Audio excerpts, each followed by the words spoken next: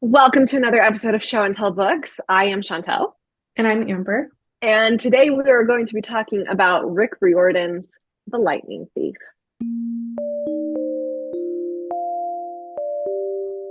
I'm excited to talk about this because I actually read it possibly for the first time. Here's the problem though. I was reading it and there was enough that I was like, I think I know what's happening. Like, I think I've read this story before, but for the life of me, I can't remember ever reading it before. And I don't remember watching this movie before. So, but it feels very familiar. Better, 18 years late than not at all, right? It's true. Percy Jackson is a middle grade, like, intro into YA kind of book. It deals with Percy, who finds out that he is a half-blood, which basically means that his father is a god and his mother is mortal. His mom gets kidnapped by a minotaur. And so he goes to this camp for kids who are also half-bloods, tries to figure out where his mom is while figuring out this whole Greek mythology world that he's like fully immersed himself in now, and inadvertently kind of saves the world. It's great. Like, Percy Jackson is just, it's a fandom that has continued almost 2 decades later. And that helps that Rick Riordan has like continued writing the books, but I haven't read any of his more recent books. And I still am a massive Percy Jackson fan because the books were ingenious and clever. And I loved them because I took 4 years of Latin in junior high and high school.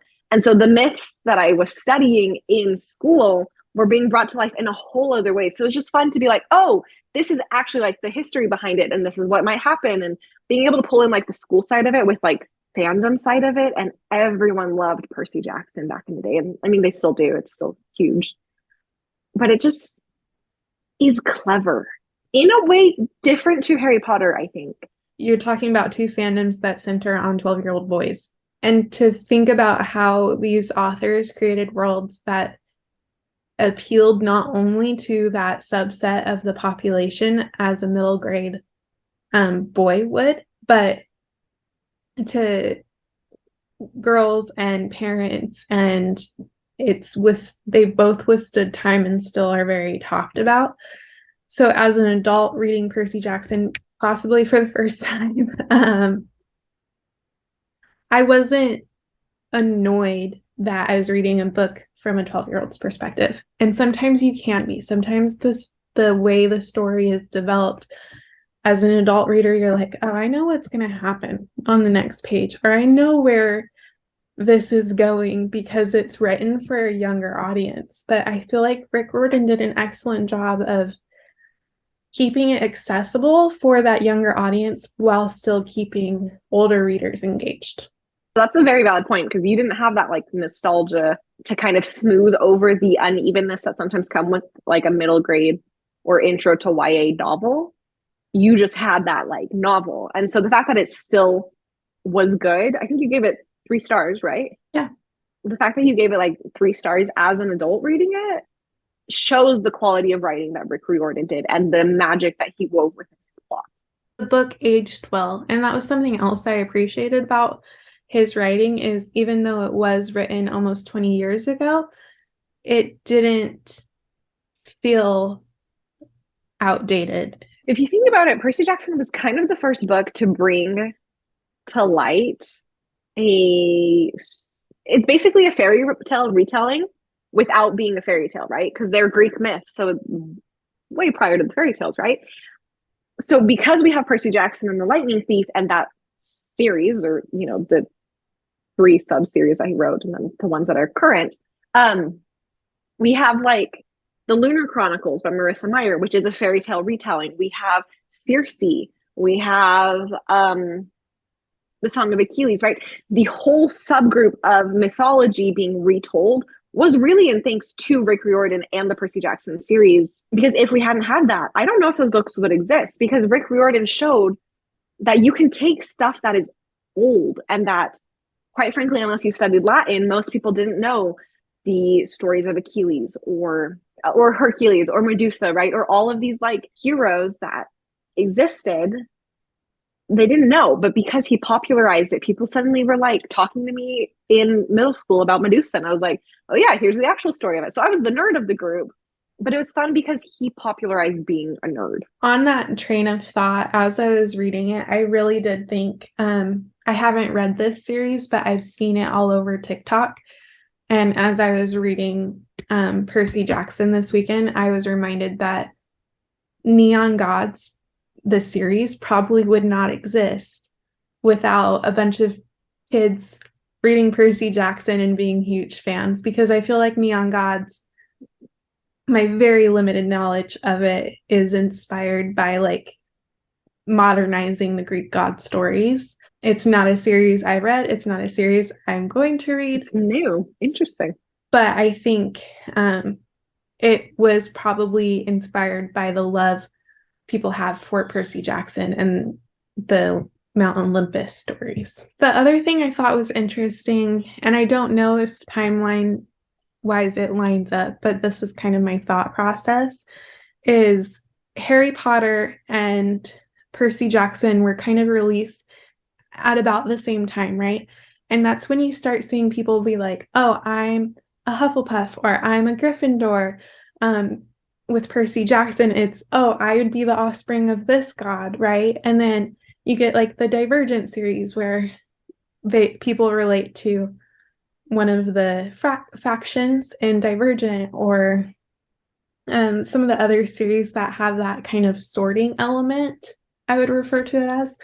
And I think that really was probably born from how much fans connected to houses from Harry Potter and the characteristics described in the gods by Riordan. I might not be able to relate to Harry Potter or Percy Jackson, but they always had Hermione and Annabeth. And so I related to Annabeth way more than Percy, because Percy, quite frankly, was a seaweed brain, but Annabeth was cool. So I liked Annabeth. And if you look at kind of the stories that have that golden trio, they've faded out right now. They're not super popular, but that is what helps make it universal and timeless, because regardless of what age you are or whom you identify with, you have someone there to help you with it.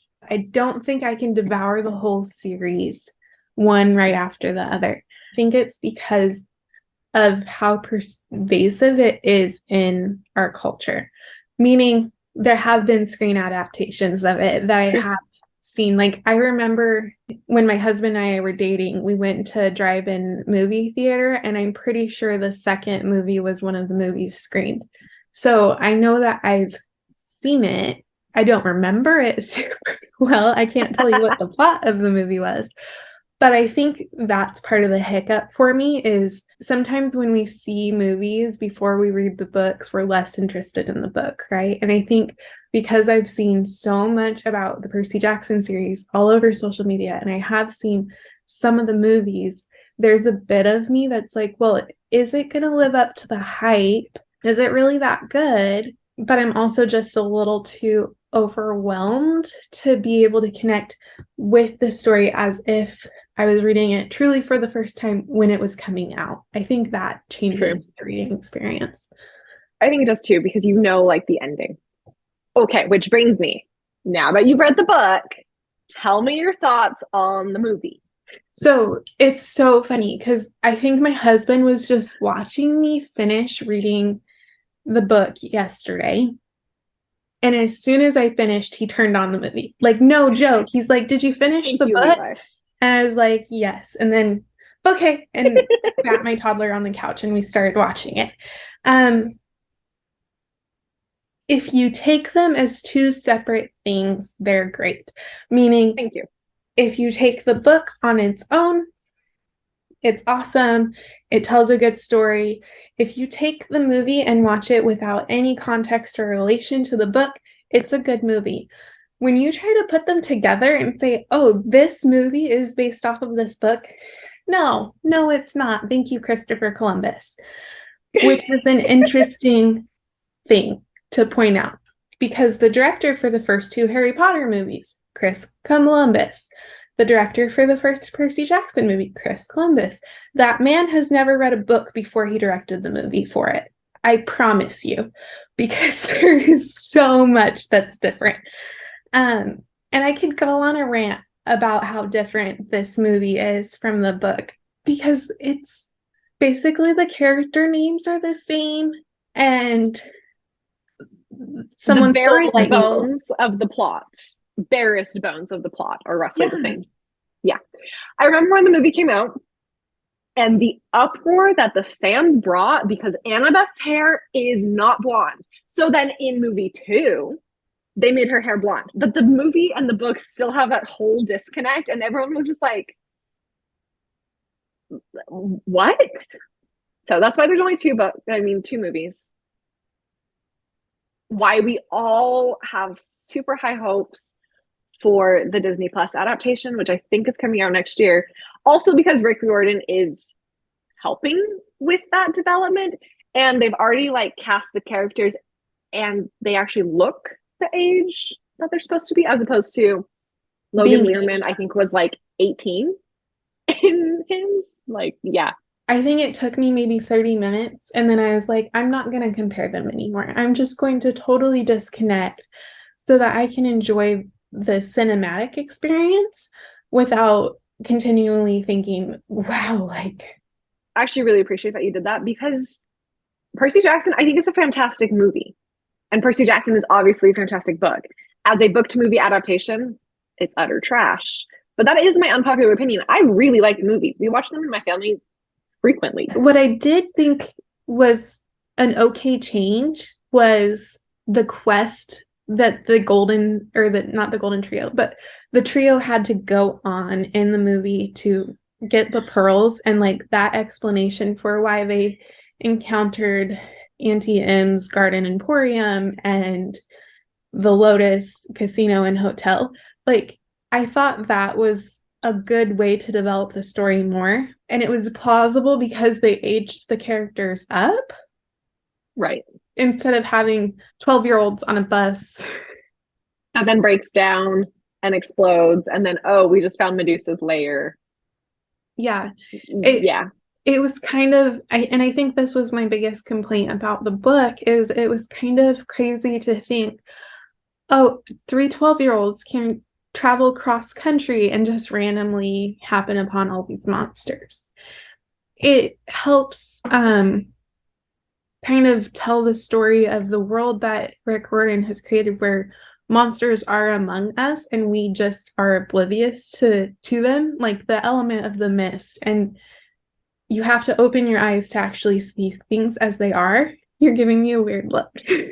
Sorry, as you're talking, I'm just realizing literally the amount of books that were influenced by Percy Jackson. So like, I started thinking of City of Bones and Cassandra Clare's Shadowhunter saga, and the entire universe she created. It literally is based off of having an other character. Granted, hers is biblical based, whereas this is mythological based, right? But like, monsters still exist, and in that book they call them mundanes, whereas, you know, in Percy Jackson they're just humans.